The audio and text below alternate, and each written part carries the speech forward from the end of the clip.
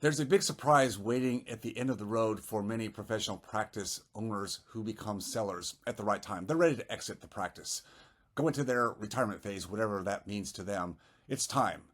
And when they sell, the big surprise, which is kind of an anomaly to me, is the fact that they no longer have the income that was produced by their labor, which is what carries the weight of the lifestyle for all the decades that you're living and working. I mean, that's what we're trained to do. I'm not taking anything away from that. That's what we're trained to do.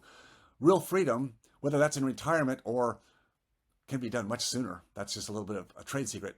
Having that freedom to have more peace of mind, less stress, time off way before you exit, but certainly by the time you exit, means understanding how to replace your income.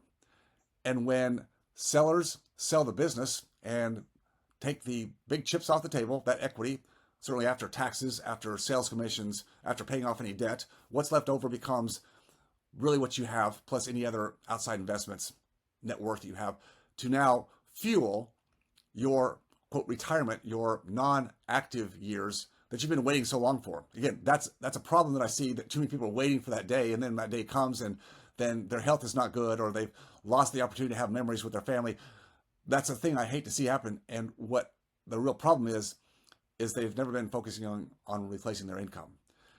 All of a sudden, the income stops from the trading time for dollars, and they're left with some amount of net worth, wealth, equity, investment somewhere, and they're trying to figure out, how do I make this work?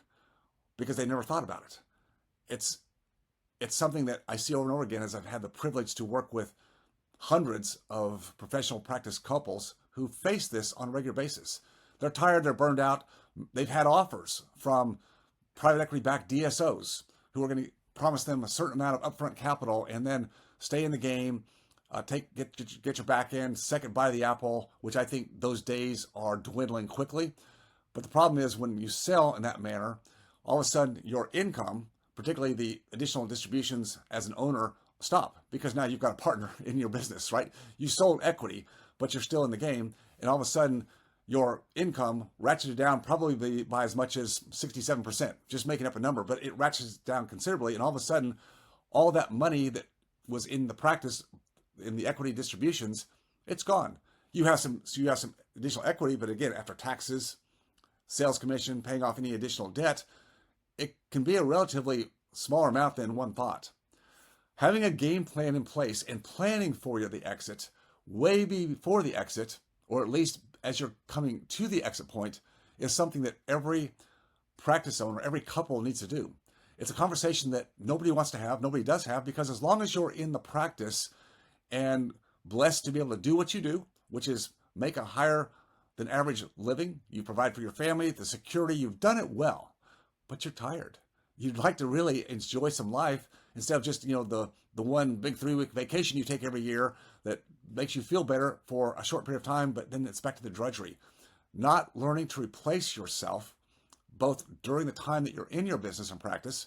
That's one key element of buying back your time. And secondly, as you're going along, having milestones to measure the ability for you to be replacing your income with the appropriate investments is another key.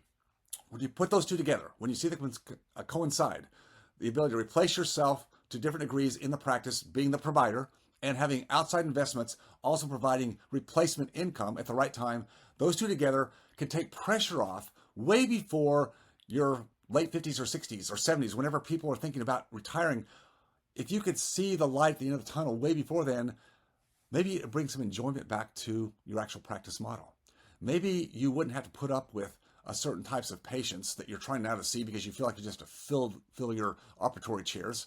You wouldn't have to deal with certain insurance company contracts because you just feel like if you don't have them and you don't bow to them, you won't have butts in the seats to serve. Taking the pressure off. So you see, when you've got some margin, changes the dynamics of everything. I've seen it happen over and over again to people I had the privilege of working with. Once they had the clarity as a couple as to how much they really needed to take time off, again, during the time they're in practice, certainly have the ability to exit on the way they want to exit, not be pressured into exiting one option or the other because they've got a plan. This is what's missing. I see over and over again for the greatest producers out there, for the highest income people.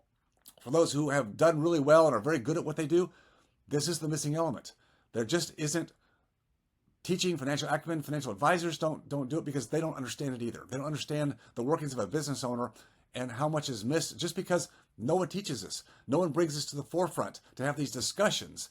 Once you have these discussions, the earlier in life you can have them. I'm talking about when you are a young doc and you're raising your family and getting off the ground.